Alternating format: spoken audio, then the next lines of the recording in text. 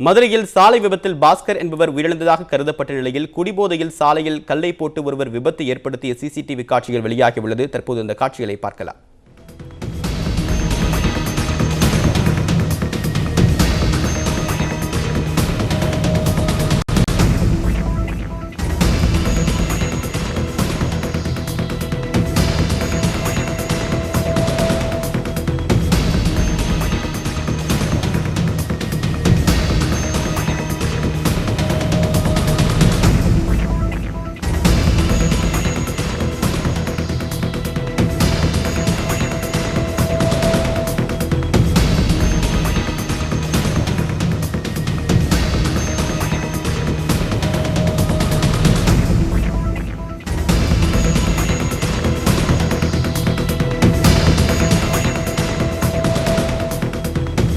இது தொடர்பான கூடுதல் விவரங்களுடன் நம்முடைய மதுரை மண்டல தலைமை செய்தியாளர் ஸ்டாலின் இணைப்பில் இணைகிறார். அவரிடம் பேசலாம்.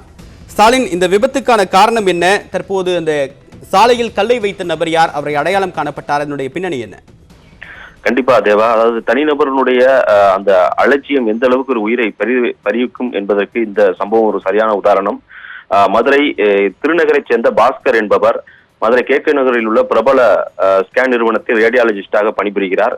இவர் கடந்த 22ஆம் தேதி தனது பணியை முடித்துவிட்டு 23ஆம் தேதி அதிகாலை 1 மணி அளவில் திருநகரில் இருக்கக்கூடிய தன்னுடைய வீட்டுக்கு திரும்பி கொண்டிருந்தார். அப்பொழுது திருநகர் அருகே அவர் சாலை விபத்தில் கீழே விழுந்து மரணம் அடைந்ததாக விபத்து வழக்கு பதிவு செய்யப்பட்டது. இந்த நிலையில் சிசிடிவி கேமராக்களை ஆய்வு செய்த பொழுது அந்த பகுதியில் அதாவது தனக்கன்குளம் பர்மா காலனியைச் சேர்ந்த ராஜா என்பவர் 35 வயதைச் சேர்ந்தவர். இவர் கார்பெண்டராக பணியாற்றி கொண்டிருக்கிறார்.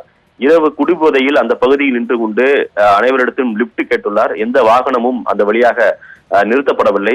இதனால் கடும் கோபமடைந்த அவர் வாகனத்தை நிறுத்துவதற்காக சாலையில் மிகப்பெரிய அளவிலான 2 கற்களை போட்டு நிறுத்துவதற்காக முயற்சிகளை மேற்கொண்டிருக்கிறார். அப்பொழுது அவ்வழியாக வந்த ஒரு கனரக வாகனம் ஒன்று நிறுத்தி அந்த கல்லை எடுப்பதற்காக ஓட்டுநர் முயற்சித்த பொழுது அவரையும் எச்சரித்து அங்கிருந்து அனுப்பிவிடுகிறார். அது மட்டுமல்லாமல் அங்கே அருகில் இருக்கக்கூடிய ஒரு திண்டிலேயே அவர் படுத்துக் கொண்டு அங்கு ஏதாவது வண்டி நிற்கும், அதில் ஏறி சென்று விடலாம் என காத்துக் கொண்டிருந்த பொழுது அவ்வழியாக வந்த பாஸ்கரன் அந்த கல் மீது மோதி தூக்கி எறியப்படுகிறார். தூக்கி எறியப்பட்ட பாஸ்கரனை உடனடியாக காப்பாற்றுவதற்காக எதிர் திசையில் இருந்து மற்றொரு வாகனம் நிறுத்தப்பட்டு அந்த டிரைவர் வரும் பொழுது அவரை லாபகமாக பேசி அவரை அனுப்பிவிட்டு அங்கு பாஸ்கரனுடைய மொபைல் போன், பேக் உள்ளிட்டவற்றை அபகரித்துக் கொள்ளும் ராஜா அங்கிருந்து நைஸாக நகர்ந்து விடுகிறார். அதன் பின்பாக பாஸ்கர் உடனடியாக அருகில் இருக்கக்கூடிய திருநகர் மருத்துவமனைக்கு அழைத்து செல்லப்படுகிறார். பின்னர் அவரை அரசு ராஜாஜி மருத்துவமனைக்கு ரெஃபர் செய்கிறார்கள். அங்கு 3 மணி அளவில் அவர் உயிரிழந்து விடுகிறார்.